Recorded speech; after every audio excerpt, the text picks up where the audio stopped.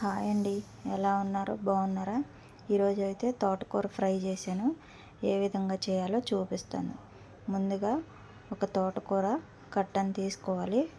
ఈరోజే తీసుకొచ్చానండి, మార్కెట్లో ఫ్రెష్గా ఉంది. తోటకూర కట్టను తీసుకొని దీన్ని చిన్న చిన్న ముక్కలుగా కట్ చేయాలి. ఇట్లా తరగాలి సన్నగా.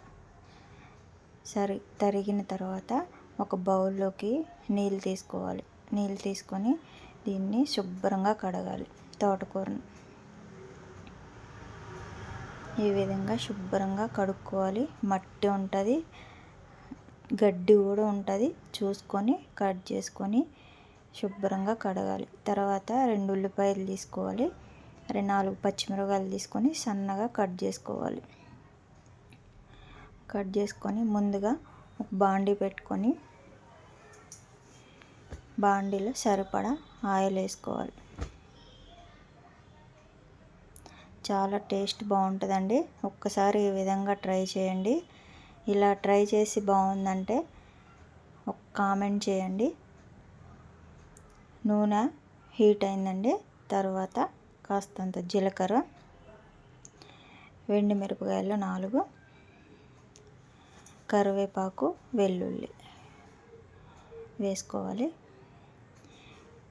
ఒక్కసారి తిప్పుకోవాలండి. ఇవి కొంచెం కలర్ వచ్చేంత వరకు. మనం తాలింపులో ఎల్లిపాయను, ఎండుమిరపకాయలు వేసుకుంటే చాలా టేస్ట్ బాగుంటుందండి. ముందుగా తరిగి పెట్టుకున్న ఉల్లిపాయలు, పచ్చిమిరపకాయలు ఆయిల్ వేసుకోవాలి.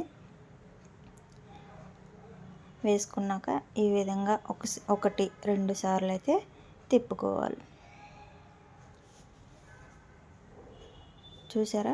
ఈ విధంగా కొంచెం ఆయిల్ పైకి వచ్చినాక తగినంత సాల్టు, తగినంత పసుపు. ఉల్లిపాయల్లోనే ఉప్పు, పసుపు వేసుకుంటే తొందరగా వేగిపోతాయండి ఉల్లిపాయలు అనేది. ఎప్పుడైనా ఉల్లిపాయల్లోనే ముందు ఉప్పు, పసుపు వేసుకోవాలి.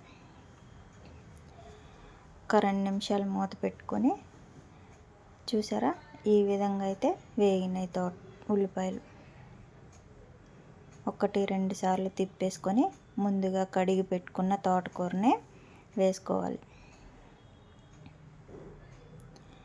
ఈ విధంగా తోటకూరని వేసుకొని ఒక 2-3 సార్లు తిప్పుకొని స్లో ఫ్లేమ్లో పెట్టాలండి. హైలో పెడితే కూర టేస్ట్ ఉండదు. సిమ్లో ఉడికితేనే బాగుంటుంది కర్రీ అయితే. నేను ఏ కర్రీ చేసినా సిమ్లోనే, చేపల కూర కానీ చికెన్ కానీ సిమ్లోనే చేస్తా అండి.